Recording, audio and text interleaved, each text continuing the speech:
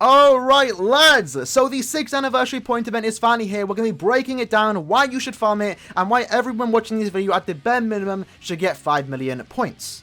Alright, so the 6th anniversary point event, as you can see, we've already amassed 50 million points. I kind of started late. I only started essentially farming it yesterday morning. So we've been going for around, let's just say above 30 hours, in between 40 hours. And we've already gotten 50 million points. There is a trick to do this, by the way. It's nothing too special. Maybe it's against the TOS. I know a lot of people do it. Caleb haven't really said anything about it. Is using macros. Now my phone comes in with a built macro, so I don't have to worry about setting it up. I basically just record my run, and then I just have it autoing at the night. I essentially spent around a couple 100 orbs on soul tickets. I had 1,000 last night, and then I had that running into the morning. I woke up, collected my soul tickets from the gift box, and I just had it running all day. And that's how we've gotten around 50 million points in less than 40 hours, right? Which is decent. I know there are some people out there that already reached 200 million, which is absolutely insane. I kind of want to play the game at the same time, because when I'm autoing, I'm not playing the game. I have to do something else. But in this video, because of this point event has a lot to talk about, I will leave timestamps in the description below or in the timeline, and we're going to be breaking down different aspects of the point event on why you should farm it, the best way to farm it, etc, etc. So let's just get into it. First thing to talk about is the 6th anniversary point event and the buff that this event did receive. So we knew going into the anniversary that we were going to get the best point event that we've ever seen. Now we didn't get what we expected, and by that, this point event technically isn't boosted. This point event does give more points compared to the last point event, the swimsuit one for example, and also all the past point events that we have received in the past, but it's technically not boosted, because if it was boosted, we'd be getting around 120k points every 5 tickets. Instead, if you have 4 bonus characters, and if you have the cons pass where you get 6 runs for 5 soul tickets, you're getting around 100k points. So it does give more points, because the Rukia swimsuit event with the swimsuit red twin stuff, I actually tested that with 4 bonus characters. I was getting around 93 to 94k points a run. This one gives 100k points, and that's from the get-go, by the way. But keep in mind, there's no extra quest 2 with the Rukia point event and just the future and past point events. If you wanted to get points similar to what we are getting right now from the get-go, you essentially have to wait until the second part of the event drops. So the good thing is with this point event is that it gives the most points possible compared to any other point event in the past, and you go into it straight away. You don't have to wait a week for the second half to release. You can go in and just start farming straight away, not worrying about wasting soul tickets or wasting orbs, because you're getting the most out of your time. In addition to that, the biggest change, and I think the reason why this point event isn't technically boosted, is because we do have 4 bonus characters now. Prior to this anniversary, we only ever had 3 bonus characters, so you got +3 in the lotteries, and then you had 150% bonus in terms of the points. Now we have 4, so if you have access to all the bonus characters, let's just say 4 of them, then you're getting 200% bonus increase on the points, and you're getting +4 on the lottery, and therefore you're getting more rewards, and you're just also overall just getting more points while farming, and that's exactly how I have received over 50 million points in less than 2 days time. So I do understand for a lot of people that it could be a bit disappointing that we aren't getting the points that we kind of wanted. Again, a lot of people are speculating around 120k a run instead of 100, but I think it's a good and bad thing. What I see essentially is that they nerfed the anniversary point event. Again, keep in mind it's still the best point event right now and that we'll probably ever see, but at the same time they've now buffed all the other point events outside of the anniversary, because every normal point event is now going to have access to the 4 bonuses. So as long as you have 4 bonus characters every point event, you are going to be getting significantly more rewards than you were prior to the 6th anniversary, if that kind of makes sense. So the 6th anniversary point event, or in general the anniversary point events, have now seen a small nerf, because they aren't boosted. They still offer more points, but they aren't boosted. And now every other point event going forward in the future is going to be significantly better if you have 4 bonus characters. And I hope that makes sense. But outside of just trying to go for 50 million points, why should you farm this point event? And like I said at the start of the video, at the bare minimum, lads, everyone watching this video should get to 5 million points. Why? Well, as you see here, at the 5 million milestone, you do get a special move source for the power attribute. We only ever get these like once every 3 or so months, and they are very, very rare. You want to make sure that if you are playing BBS, you're getting all these sources when they do become available from the point events, or any other way if KLab do want to release it some way different in the future. This time, we're getting a power one, and you just want to make sure you get it, because this could potentially save you thousands of orbs and hundreds of dollars or pounds, or whatever currency you want to use, if you are ever hunting for that final power character, try and get in that 5/5 copy. Let's say in the future there is a new power character, you get them 4/5, you want to try and get that final copy. Well, lucky you found the 6th anniversary point event, you had that special move source, and now you no longer have to spend money or summon. You can just stop, and you can be happy with your 5/5 character. In addition to the 5 million points, at 2 million, you actually get a 5-star summon ticket, and this one is different compared to what we have received in the past. Normally, these summon tickets are point event bonuses, right? Or point event number, blah, blah, blah.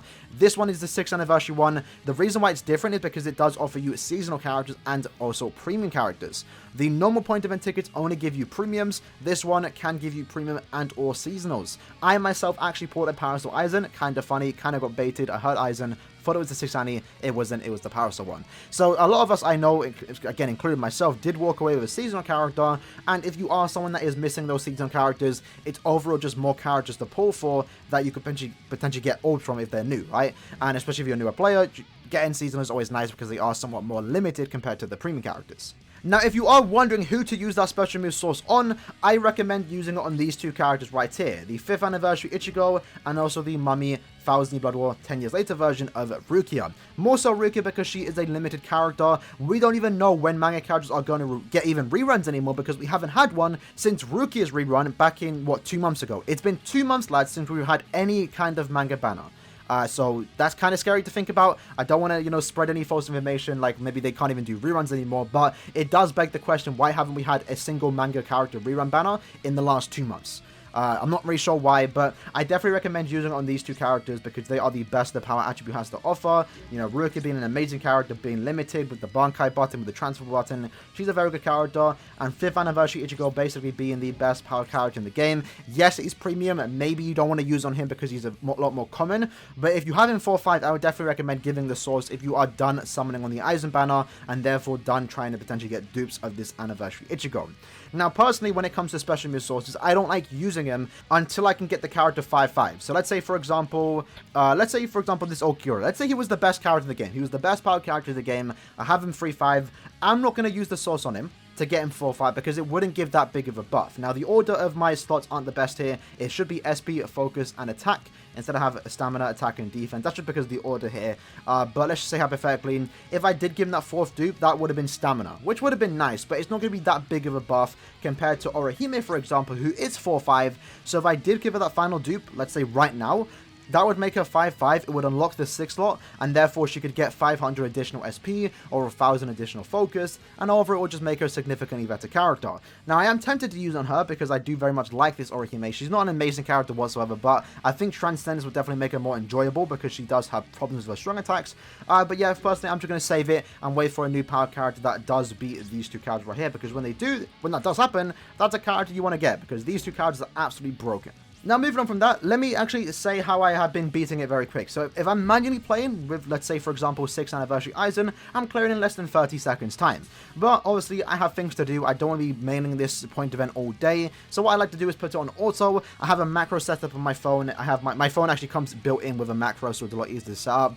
And I just have my phone running all day in the background, autoing the point event. And this is the team that I am using. So, Aizen and Ichigo are there just to get their play count up. Grimmjow is essentially the main runner. What I have done is give him basically just 4 attack accessories. The point event itself gives you significantly more damage buffs. Like if you look here, attribute bonus ×2, cure effect ×5. As long as you're bringing a hot Super Killer, you're doing a lot of damage regardless of your accessories or links. But either way, with Grimmjow, what we have built on, he's essentially one-shotting any enemy, even with his strong attacks. And he has Chappies on, by the way, so he has 0 SP.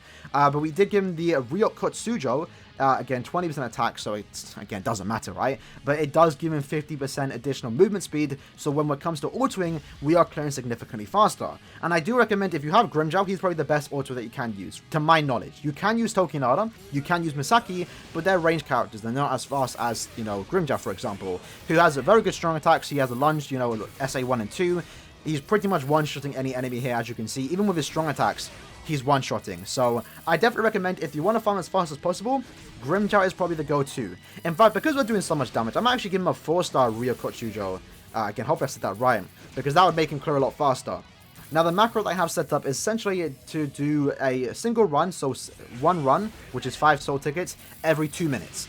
And I account for any mishaps in the auto. Maybe I missed a strong attack. Maybe the boss didn't die within the first 5 or so seconds of the room. Because sometimes you're going to see right now, or in the next room, Mugetu does have weakening. So if Mugetu does use the Soul Bomb, let's say I get a badge Fen that doesn't do a lot of damage, and Mugetu then use the Soul Bomb, because I'm autoing, because I'm not paying attention to the game, I have the animation playing out to its full ability, right? And then he also weakens, so I kind of account for any errors in my macro. I will make a guide if you lads want to see it. If you want to see how to set up the macro macros, it's kind of easy. So in this case right here, we didn't kill Mugetsu quick enough, so now he's using his Soul Bomb, which in the case if we were ulting and macroing, I wouldn't be able to skip. Now I'm also weakened, so we gotta wait a bit, and then once we're done weakened, we basically one-shot him. Quick story, right? So that's how you basically want to clear the point event very easily, just by autoing. If you want to set up a macro, it's very easily done either with your phone if you have a built-in macro, or with an emulator if you do want to do that. We got a 1 minute and 4 clear time. That's basically the average. Sometimes it goes to 109, sometimes it goes like 57 seconds.